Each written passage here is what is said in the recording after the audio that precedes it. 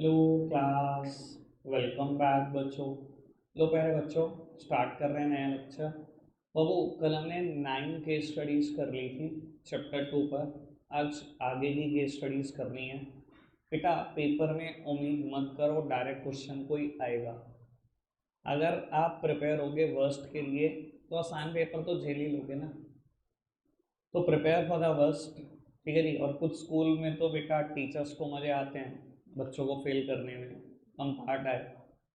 वैसी नौबत ही ना आए, वो केस स्टडी ही देंगे। कुछ स्कूल का तो फिक्स है, स्पेशली तुम्हारे स्कूल का।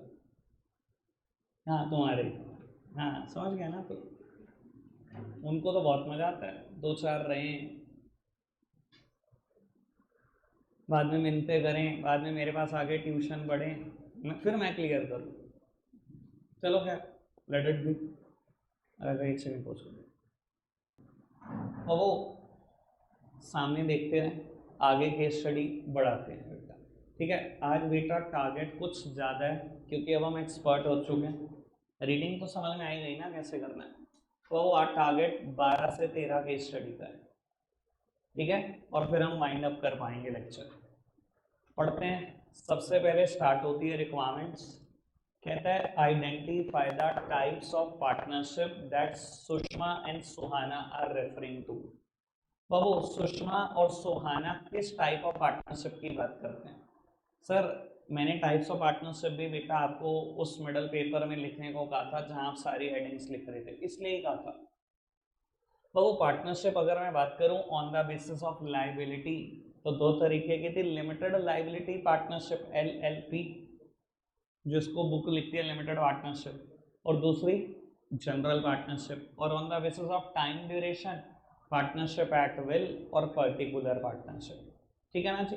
तो बाबू चार ही तरीके की पार्टनरशिप है। केस पढ़ के शायद हमें समझ में आ जाएगा किस पार्टनरशिप की बात कर रही है सुषमा और सुहाना। आगे बढ़ाओ जी। How is this type of partnership different from the other type of partnership formed on the basis of liability. कहता है कैसे ये पार्टनरशिप डिफरेंट है दूसरी टाइप ऑफ पार्टनरशिप से जो लाइबिलिटी के बेसिस पे बनी है। बाबू लाइबिलिटी के बेसिस पे दो ही तरीके की पार्टनरशिप है, LLP और जनरल पार्टनरशिप। और मैं कंफर्म हूं बेटा इसमें से इसका आंसर या LLP है या बेटा जनरल पार्टनरशिप है। इसका आंसर या तो LLP है या जनरल पार्टनरशिप है। और बाबू जो दूसरा रह जाएगा उसका आंसर यहाँ पर है और उसका डिफरेंस बताना है। उसने यही तो बोला आपको बेटा कि how is this type of partnership, जो भी आंसर होगा मान लो LLP है, how is this type of partnership different from the other type of partnership formed on the basis of liability. कैसे दूसरी पार्टनरशिप से डिफरेंट है जो लाइबिलिटी की ही बेसिस पे बनी है। पढ़ते हैं बेटा पूरा का पूरा केस, देखते हैं बेटा ए पार्ट का आंसर क्या है। बाबू कहता है Seema, Sushma and Suhana became good friends while pursuing a fashion designing course from a premier institute in Delhi. Seema expressed her desire to start a business in partnership with Sushma and Suhana after completing their course. बाबू सीमा क्या कह रही है सुषमा और सुहाना को course खत्म होने के बाद पार्टनरशिप में बिजनेस करते हैं। किसका उठ जवाब। बाबू कहता है Sushma and Suhana readily agreed to the proposal but at the same time expressed their desire to join Seema in the business only on the condition that their liability will be limited in the business. बाबू क्या कह दिया सीमा को सुषमा और सुहाना ने, हम partnership में आने को तैयार हैं, बस शर्त एक ही है हमारी लाइबिलिटी लिमिटेड रहे। सर कोई ऐसी पार्टनरशिप होती है जहाँ लाइबिलिटी लिमिटेड रहती है, उसको बोलते हैं LLP, लिमिटेड लाइबिलिटी पार्टनरशिप। ठीक है जी। सर कहता है कैसे ये डिफरेंट है दूसरी पार्टनरशिप से जो on the basis of liability बनी है। Sir on the basis of liability दो ही तो बनी है, एक LLP दूसरी जनरल पार्टनरशिप। जनरल पार्टनरशिप और LLP के चार डिफरेंस थे, बैच में भी डिस्कस किए थे, दोबारा बोल रहा हूँ आराम से सुन लेना। सर जनरल पार्टनरशिप में सारे पार्टनर्स की लाइबिलिटी अनलिमिटेड, LLP में एटलीस्ट एक पार्टनर की लाइबिलिटी अनलिमिटेड, बाकी सब लिमिटेड रख सकते हैं। सर जनरल पार्टनरशिप का रजिस्ट्रेशन ऑप्शनल है, LLP का कंपलसरी है। जनरल पार्टनरशिप में एक पार्टनर अपने एक्ट से पूरी पार्टनरशिप फर्म को बाइंड कर देता था। LLP में जिस पार्टनर की लाइबिलिटी अनलिमिटेड है, अगर उसने किसी कॉन्ट्रैक्ट पे साइन किया तो लाइबिलिटी होगी, एंड मतलब तो पूरी फॉर्म पे बाइंडिंग होगा। और बाबू बाकी लिमिटेड पार्टनर वाले कहीं भी साइन करके आते रहे तो बेटा कोई फर्क नहीं पड़ता, वो पूरी पार्टनरशिप फॉर्म पे नहीं लगता। जनरल पार्टनरशिप, एक सिंगल पार्टनर की डेथ से, इंसॉल्वेंसी से, इम्प्रिजनमेंट से, मेंटल इलनेस से बिजनेस में comes to an end. Sir LLP में अगर लिमिटेड वाले पार्टनर जितने मर्जी हैं, लिमिटेड लाइबिलिटी वाले पार्टनर की डेथ होती रहे, खत्म होते रहे, मेंटल इल होते रहे, बिजनेस बंद नहीं होगा। लेकिन जिसकी लाइबिलिटी अनलिमिटेड है, उसकी डेथ हो गई, उसकी इंसॉल्वेंसी हो गई, तो पार्टनरशिप खत्म। 4 डिफरेंस थे, बैच में भी बताए थे। क्लियर है बात? कोई दिक्कत कोई परेशानी तो नहीं? अगेन बेटा मैं फिर बोलूं, आइडेंटिफिकेशन 1 नंबर, डायरेक्ट याद करना 4 number, choice is yours. Direct याद करने की अहमियत जान लो, बहुत नंबर लेकर आओगे। पढ़ो जी बाबू। सबसे पहले requirement, will Ved be considered as a partner in a firm? Explain, क्या वेद पार्टनर माना जाएगा फर्म में? एक्सप्लेन करो। And also comment upon the kind of liability Ved will have to assume under such circumstances. और बाबू उसकी लाइबिलिटी पर भी कमेंट करना है। पढ़ते हैं जी बाबू। कहते हैं वेद हैज अलाउड श्रेय and Gaurav for using his name for the sports equipment manufacturing unit recently promoted by them as a partner। बाबू श्रेय और गौरव कोई स्पोर्ट्स इक्विपमेंट को मैन्युफैक्चर करते हैं और बाबू पार्टनरशिप में धंधा चला रहे हैं, और वेद ने उनको अलाउ कर दिया कि मेरा नाम तुम इस्तेमाल कर सकते हो कहीं पर भी करना चाहो। अच्छा जी। But Ved will not take active part in managing the firm, neither share its profit losses. ना तो वो बिजनेस में कोई एक्टिव पार्ट लेता है, कहता है ना ही प्रॉफिट लॉसेस शेयर करता है। सर वेद पार्टनर हुआ या नहीं? याद नहीं आएगा आपको? नॉमिनल पार्टनर पढ़ा था कभी? क्या करता है नॉमिनल पार्टनर? अपना नाम ही तो देता है फर्म को, अपनी गुडविल ही तो देता है फर्म को। याद करो, partnership by estoppel, partnership by holding out. Estoppel में क्या करता है? याद है ब्रांच मैनेजर वाला मैंने एग्जांपल दिया था, एबीसी लोन लेने गए, लोन नहीं मिला, डी पहुंच गया, जी मैं इनकी फर्म का पार्टनर हूं, लोन दो। क्या किया उसने? अपना नाम नहीं दिया फर्म को। याद आ रही है बात? तो सर वेद क्या कर रहा है? अपना नाम तो दे रहा है, ना तो बिजनेस में पार्ट कर रहा, ना ही प्रॉफिट लॉसेस शेयर कर रहा। याद है नॉमिनल पार्टनर में मैंने चारों बेसिस पढ़वाए थे आपको, ना तो मैनेजमेंट में पार्टिसिपेट करता, ना कैपिटल इन्वेस्ट करता, ना प्रॉफिट लॉसेस बांटता, फिर भी लायबिलिटी अनलिमिटेड। उठाकर देखो एनसीईआरटी, 6 के 6 पार्टनर को चारों बेसिस पे पढ़वाया था आपको।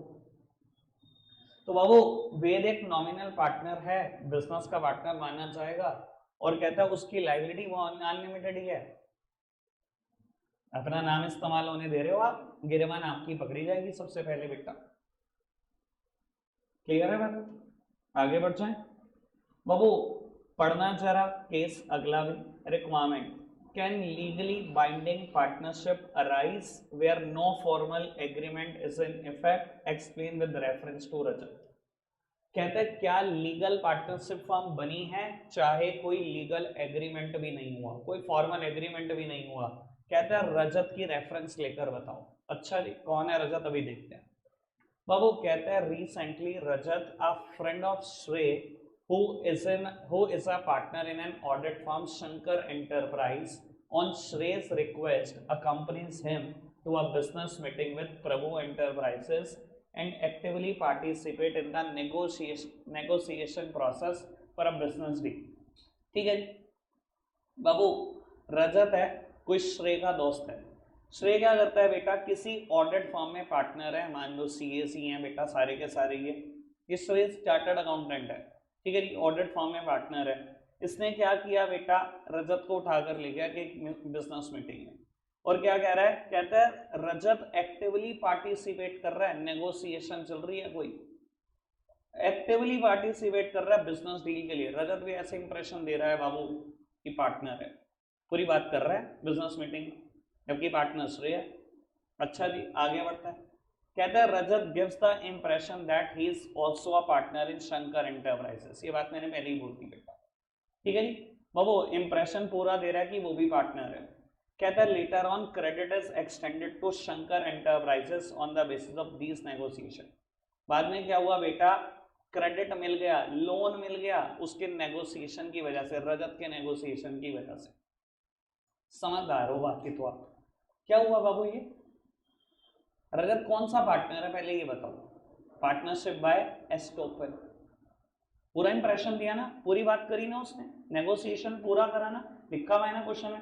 जब आप खुद ही बहस कर रहे हो, इस तरीके से बहस कर रहे हो, पूरा इंप्रेशन दे रहे हो मैं पार्टनर हूँ, जैसे डी ने किया था मेरे एग्जाम्पल में। डी कह रहा मैं जी इनकी फर्म का पार्टनर हूँ, लोन दो, लोन हो गया। चल एक बात बताओ, डी का कोई एबीसी के साथ फॉर्मल एग्रीमेंट था? पार्टनरशिप डीड में नाम था डी का? नहीं। रजत का नाम होगा पार्टनरशिप डीड में? नहीं होगा बाबू। लेकिन क्या लीगल पार्टनरशिप फॉर्म बनी कि नहीं बनी? बनी। कौन सा पार्टनर बन गया रजत? Partner by estoppel. उसकी लायबिलिटी कितनी रहेगी? अनलिमिटेड, जान उसकी निकाली जाएगी अगर लोन ना आया वापस तो। क्लियर है बात? आगे बढ़ाएं बात को, चलो जी आगे बढ़ाते हैं बाबू। टाइप्स ऑफ पार्टनरशिप और टाइप्स ऑफ पार्टनर में बहुत सारे क्वेश्चन आते हैं, बहुत सारे। पढ़ते जाओ, देखो, गिनते जाओ। वो कहता है identify and explain the type of partnership being discussed above. कौन सी टाइप ऑफ पार्टनरशिप की बात चल रही है? Name the basis under which this type of partnership is classified. Sir दो ही तरीके के बेसिस हैं पार्टनरशिप के, on the basis of time duration या on the basis of liability. देख लेते हैं बेटा कौन सी पार्टनरशिप की बात चल रही है। बाबू केस पढ़ना, केस आप पढ़ोगे, सब केस पढ़ते हुए दिखे मेरे को।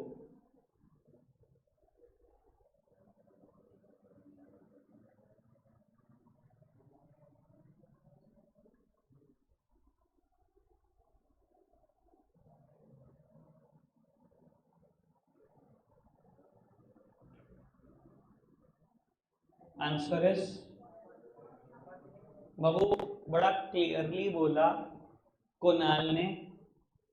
However, Kunal shares with Karan that he plans to go abroad after 3 years to pursue a master course in law.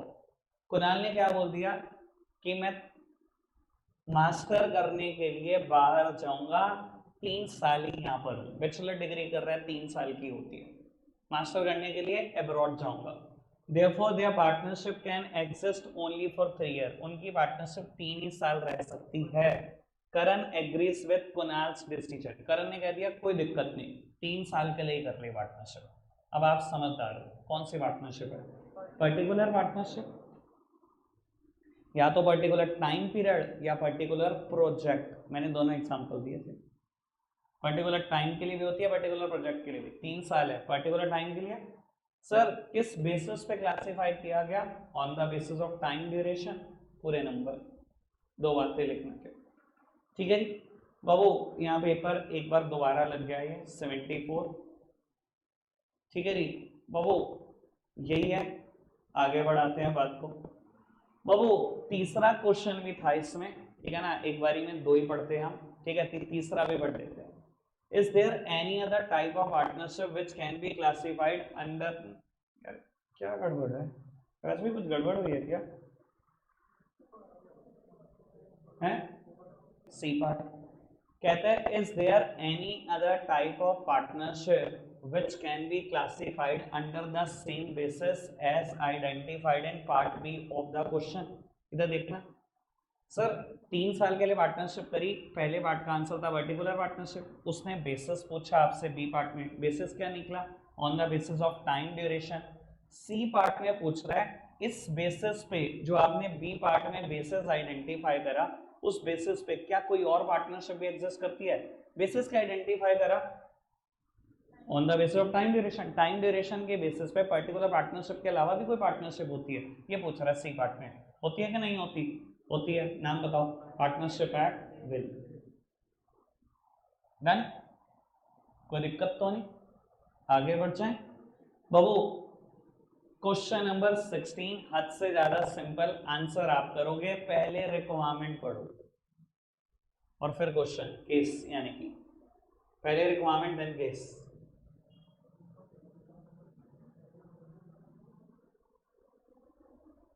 Types of partnership बतानी है, पढ़ना जरा।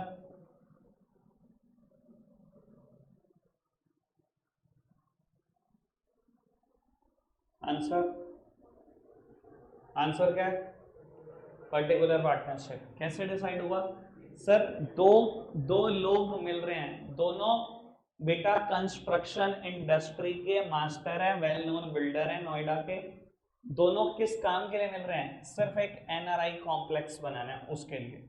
सर पर्टिकुलर प्रोजेक्ट के लिए पार्टनरशिप नहीं हो रही, जैसे ही वो प्रोजेक्ट खत्म होगा partnership comes to an end. या तो पर्टिकुलर टाइम पीरियड या पर्टिकुलर प्रोजेक्ट, दोनों ही केस में पर्टिकुलर पार्टनरशिप होती है। दिखाई दे रहा है जी? आगे बढ़े, चलो जी। बाबू कहता है identify and explain the document being referred to by Drishti. कहता है कौन सा डॉक्यूमेंट दृष्टि ने रेफर किया है। पढ़ते हैं case. State any 6 aspects cover in this document. 6 aspect भी बताने हैं जो इस डॉक्यूमेंट में लिखे जाते हैं। केस आप पढ़ो।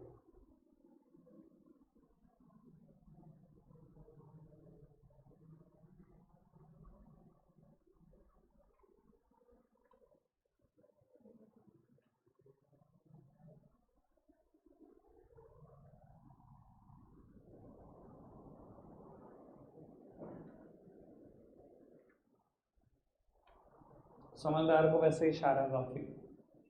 सर निकुंज और निखिल पार्टनरशिप कर रहे थे। कहते हैं the common friend Drishti tells them that it is advisable to have a written agreement at it constitute an evidence of condition agreed upon partnership. Drishti ने कहा एक रिटर्न डॉक्यूमेंट बना लो ताकि तुम्हारे पास प्रूफ रहे कि पार्टनरशिप में तुम्हारी क्या क्या शर्तें तय हुई हैं। मेरे को नहीं लगता मुझे अब आगे कुछ पढ़ना भी है। सर कौन सा होता है ये रिटर्न डॉक्यूमेंट जिसमें सारी शर्तें होती हैं पार्टनरशिप की? Partnership deed. Partnership deed. Drishti कौन सा डॉक्यूमेंट को रेफर करिए? Partnership deed. कहता है 6 एस्पेक्ट्स लिख दो जो पार्टनरशिप डीड में होते हैं। मैंने तो कम से कम 16 बताए। Name of firm, address of firm, name of partner, addresses of partner, profit sharing ratio, capital contributed by each partner, drawings, interest on capital, interest on drawing, salary, wages, admission, retirement, death, dissolution, पता नहीं क्या क्या। 6 तो लिख ही दोगे। ठीक है जी, आगे बढ़ाएं बात को। बाबू case number 18, easy one, simple one, करते हैं बात। कहता है comment upon the status of Geet as a partner. बेटा गीत के स्टेटस पर बात करनी है ऐसा पार्टनर। अच्छा जी, विल द स्टेटस ऑफ गीत changes when he attain majority, explain. क्या कोई स्टेटस में चेंज हुआ अगर गीत ने मेजॉरिटी अटेन कर ली है, मतलब 18+। बाबू केस पढ़ते हैं। Yash, Anmol and Gaurav are partner in a firm. Yash and Anmol are very upset due to untimely demise of Gaurav and was wish to help his family. 3 partner हैं, गौरव की डेथ हो जाती है। बाबू यश और अनमोल उसकी फैमिली को मदद करना चाहते हैं। On the suggestion of their common friend Sahil, Yash and Anmol decided to include Gaurav's 14-year-old son गीत इन देयर बिजनेस। बाबू 14 साल के उसके बच्चे को इन्होंने पार्टनर बना लिया। याद है मैं बात कर चुका हूँ इसकी। जब मैं एचयूएफ पढ़ा रहा था एक फीचर आया था माइनर मेंबर, तो मैंने बात कर दी थी कि यहाँ स्पेशली माइनर मेंबर पता है क्यों लिखा है? क्योंकि दुनिया की किसी भी एंटिटी में ना माइनर को मेंबर नहीं बनाया जाता, कोई पार्टनर नहीं बनाता, कोई कंपनी में इक्विटी शेयर होल्डर नहीं बनाया जाता। क्यों नहीं बनाते? क्योंकि बेटा कोर्ट कहती है कि माइनर की कोई लायबिलिटी नहीं होती, आप उसको प्रॉफिट तो दे सकते हो, उससे लॉस ले नहीं सकते। अब बाबू अगर यश और अनमोल ने गीत को पार्टनर बना लिया है तो मुझे उसके स्टेटस पे बात करनी है। क्या लिखोगे स्टेटस में? मेरी तरफ देखना बेटा। गीत क्योंकि एक माइनर है, he can be admitted only for benefits of partnership, never for the losses। आप प्रॉफिट अगर कमाओगे तो उसको उसका शेयर दोगे, पर बेटा उससे लॉस नहीं ले सकते आप। समझ आती है बात? बाबू क्या उसका स्टेटस बदल जाएगा जब वो मेजॉरिटी अटेन कर लेगा? बिल्कुल बदल जाएगा। इधर देखना बाबू, उसको 6 महीने के अंदर अंदर बताना होगा कि वो पार्टनरशिप कंटिन्यू करेगा या नहीं। अगर उसने नहीं बताया 6 महीने के अंदर अंदर तो वो फुल फ्लेज पार्टनर बन जाएगा, फिर उसकी लायबिलिटी भी अनलिमिटेड है और फिर बाबू उसको प्रॉफिट के साथ साथ लॉस भी बियर करना पड़ेगा। 6 महीने के अंदर अंदर बताना है। ठीक है जी, खुद हटना चाहता है हट जाए, नहीं हटेगा 6 महीने में पार्टनर बन जाएगा फुल फ्लेज जैसे बाकी हैं, ठीक है जी। फिर उसकी लाइबिलिटी में अनलिमिटेड, लॉस में भी हिस्सा देगा फिर वो, ठीक है जी। आगे बढ़ जाए, चलो जी बाबू नेक्स्ट केस की बात करते हैं, बहुत छोटा सा केस, बहुत ही इजी वन। कहता है Sitaram plans to start a grocery shop in Varanasi while his friend Siyaram is planning to start an internet cafe। बाबू सीताराम एक ग्रोसरी की दुकान खोलना चाहता है, सियाराम एक इंटरनेट कैफे खोलना चाहता है, ठीक है जी। बाबू दोनों दिख रहे हैं सोल प्रोप्राइटर, वैसे नाम से तो सोल राइटर ही है। अच्छा आगे बढ़ाते हैं। Unlike Sitaram, Siyaram does not have sufficient fund to set up the business alone। Question खुद हिंट देता है, खुद हिंट देखो बहुत बड़ा हिंट है। कहता है unlike Sitaram, Siyaram does not have sufficient fund to set up the business alone। Sitaram की तरह सियाराम के पास पैसे नहीं है अकेले बिजनेस चलाने के। मैंने हिंट नहीं मांगा, उसने खुद हिंट दिया, बहुत बढ़िया। कहता है सजेस्ट कर दो suitable form of business to both of them, very good. बाबू इसके पास तो पैसे है ना सीताराम के पास, सोल राइटर में बिजनेस करके, सियाराम के पास पैसे नहीं है ना, क्वेश्चन ने खुद क्लियर करना, पार्टनरशिप बना ली, खत्म हो गया। मैंने नहीं हिंट मांगा, मैं कहता हूँ क्वेश्चन खुद कूद कूद के हिंट दे रहा है। देखो unlike Sitaram, Siyaram does not have sufficient fund to set up the business alone. ये अकेला बिजनेस नहीं कर सकता, पैसे नहीं है इसके पास, पैसों की जरूरत है, अकेला भी नहीं कर सकता बिजनेस, बुला ले भैया पार्टनर, पैसे भी आ जाएंगे पार्टनर भी आ जाएंगे, और इसके पास पैसे बहुत हैं, अकेले कर ले फिर सोल राइटरशिप में। क्लियर है? मतलब जितने अभी तो खैर ये 4 ही लाइन है, मैं कहता हूँ जितना बड़ा केस होता है उतना ज्यादा हिंट वो खुद दे रहा होता है। आप प्रोवाइडेड पेशेंस से पढ़ो उसको तो। चलो जी बाबू आगे बढ़ाते हैं केस को। बेटा कहता है name the law which govern the joint Hindu family business. मेरे को केस नहीं पढ़ना है, ज्वाइंट हिंदू फैमिली बिजनेस पे कौन सा लॉ लगता है खुद बताओ। Hindu succession act 1956। केस पढ़ा हमने नहीं। बाबू कहता है who amongst the 3 brother has the right to exercise control over the family business. कहता है 3 भाइयों में से किस भाई के पास बिजनेस को चलाने का कंट्रोल करने का अधिकार है। Sir the eldest member he control करता है ना एचयूएफ में, जो करता होता है फैमिली का। तो बाबू तीनों भाइयों में से किसके पास कंट्रोल है, ये पता लगेगा कि कौन कितना एल्डर है। पढ़े बाबू अगला अगली रिक्वायरमेंट भी पढ़ लो, क्योंकि फर्स्ट तो हमारी वैसे ही होगी, मैंने एक रिक्वायरमेंट पढ़ ली, एक और पढ़ लो। Comment upon the liability of 3 brothers. बहुत बढ़िया, तीनों ब्रदर की लायबिलिटी पे कमेंट करो, जो करता होगा उसकी अनलिमिटेड, बाकी पार्टनर्स बाकी को पार्टनर्स की लिमिटेड, पार्टनर नहीं को पार्टनर्स। ग्रंथ रुक जाओ बाबू, पढ़ना चाहिए। मिस्टर लक्षित Agarwal owns an ancestral house in Shimla on the advice of his friend. He converted into a lodge after renovation. The revenue from the lodge helps to supplement his income substantially. On his death, the property is inherited by his 3 sons in order of their age, namely Lakshay, Love and Lok, who carry out, बस आगे बढ़ने करती हैं sir, as के order में दिए हुए हैं तीनों के नाम। Sir eldest member of family इस टाइम लक्ष्य, ही विल बिकम द कर्ता ऑफ द फैमिली, ठीक है जी। बिजनेस के ऊपर कंट्रोल किसका होगा, लक्ष्य का। लायबिलिटी भी बता दो, लक्ष्य की अनलिमिटेड, लव और लुक की, ठीक है ओके बात। चलो जी बाबू अब बात और आगे बढ़ेगी, सिर्फ 2 केस मेरे रहते हैं आज के, 2-3। अब देखते हैं फटाफट से। What is cooperative society. Sir direct question है, केस से कोई लेना देना नहीं है इसका, आगे बढ़ाओ। But why do you think Amul was promoted in the form of cooperative, explain by giving any 4 merits of a cooperative society form of business organisation. Again case से लेना देना किसी क्वेश्चन का नहीं है। कोऑपरेटिव सोसाइटी क्या है, आपको क्यों लगता है कि अमूल ने कोऑपरेटिव ही को क्यों बनाई। दूसरी बात कहता है 4, कोई भी 4, ये देखो एनी 4 मेरिट, कोई भी 4 मेरिट देकर प्रूव कर दो। भाई कोऑपरेटिव में हमने जितनी भी मेरिट पढ़ी हैं, कोई 4 तो लिख ही सकते हैं। इक्वालिटी इन वोटिंग स्टेटस होता है, लिमिटेड लाइबिलिटी होता है, शायद इसी वजह से अमूल ने बनाई होगी। चारों मेरिट लिख देना, कोऑपरेटिव का मीनिंग लिख देना, पूरे नंबर, केस भी नहीं पड़ा। ठीक है जी बाबू। नेक्स्ट क्वेश्चन में ना टाइप ऑफ कोऑपरेटिव सोसाइटी पूछा है। मैंने कहा था ना मैं केस स्टडी कराऊंगा तब कराऊंगा टाइप्स ऑफ कोऑपरेटिव सोसाइटी। मैंने नहीं पढ़ाया एक भी टाइप, 6 तरीके की होती है। ठीक है जी, मैंने कहा था मैं केस स्टडी कराऊंगा तब पढ़ाऊंगा, अभी आज का मुद्दा नहीं है, कल देख लेंगे इसको। ठीक है जी बाबू, केस पढ़ते हैं जी। सिंपल है case. In the context of above case define the term company. Company बता दो क्या है, डायरेक्ट क्वेश्चन, केस तो नहीं पढ़ना। Company is an artificial person having separate legal entity, perpetual succession and a common seal, यही था मीनिंग। बाबू कहता है in the light of above para. Babu above para पे थोड़ी लाइट ज्यादा मारनी पड़ेगी, बातें तो ऐसे ही कर रहा है।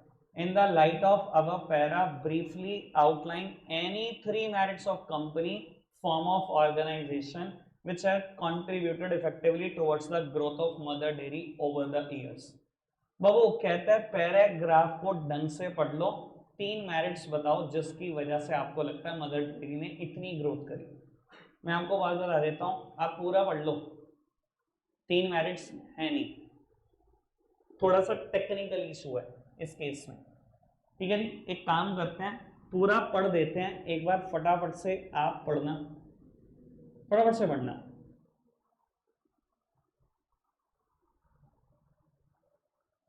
एक बात बता देता हूं, अगर आपने पूरा केस पढ़ा, मैं एक टर्म का मतलब भी बताऊंगा अभी आपको, होली ऑन सब्सिडरी। टर्म का मतलब नहीं पता आपको, मैं क्लियर करूंगा क्या होता है होली ऑन सब्सिडरी। तो वो आपने ये पढ़ा कि मदर डेयरी स्टार्ट हुई थी दिल्ली और उसके आसपास एनसीआर से, और बाद में ऑल ओवर इंडिया पहुंची। यहाँ से मुझे एक बात तो समझ में आती है कि अगर कोई कंपनी हो ना, स्कोप फॉर एक्सपेंशन वहाँ होता है। एक मेरिट तो मिली मुझे, बाकी 2 कोई और मेरिट दिखाई नहीं देंगे आपको। आप पूरा केस पढ़ लो चाहे 4 बार कर लो।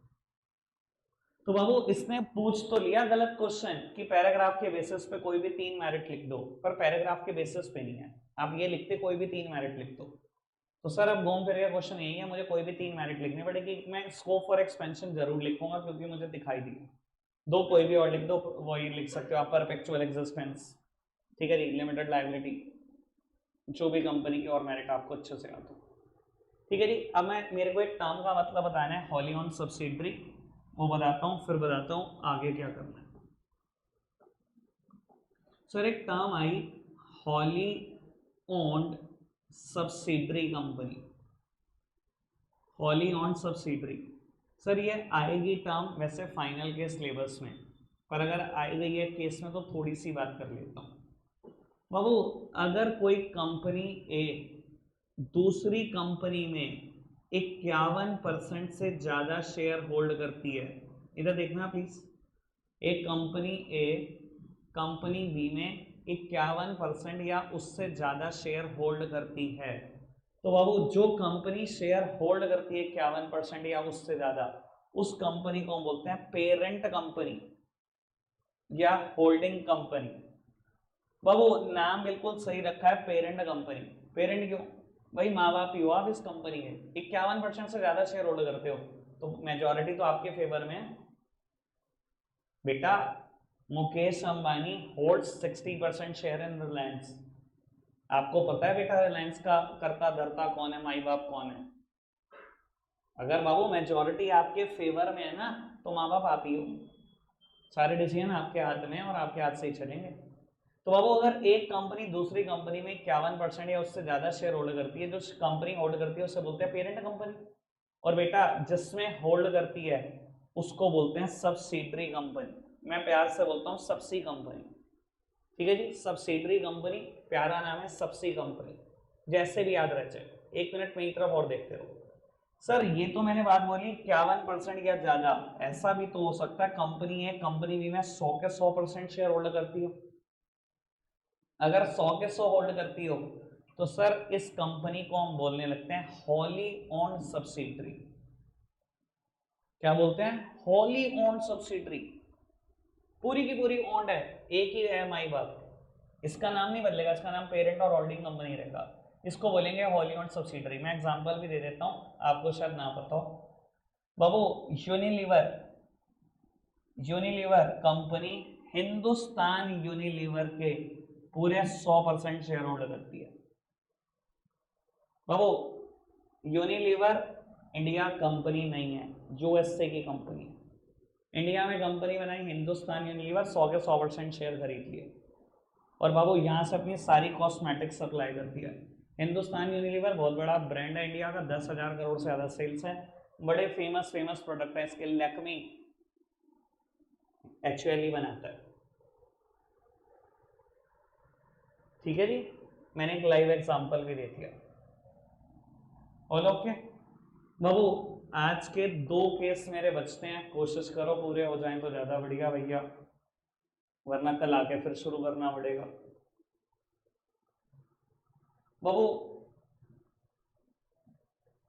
कल मैंने 2 केस छोड़ दिए थे, कोई केस नंबर 9 और 10 है ना, वो मैंने अभी इस पीडीएफ में लिए नहीं है, चलो कुछ नहीं होता। बाबू मेरे 2 केस पेंडिंग है और बेटा टाइप्स ऑफ कोऑपरेटिव सोसाइटी 6 वो पेंडिंग है। ऐसा हो सकता है बेटा कल सुबह जब हम आए तो पहले मैं नया चैप्टर शुरू करूँ और फिर जाते जाते कराऊँ 10 मिनट में आखिरी के। ठीक है जी, रखते हैं आज के लिए इतना ही है प्यारे बच्चों, बाय बाय।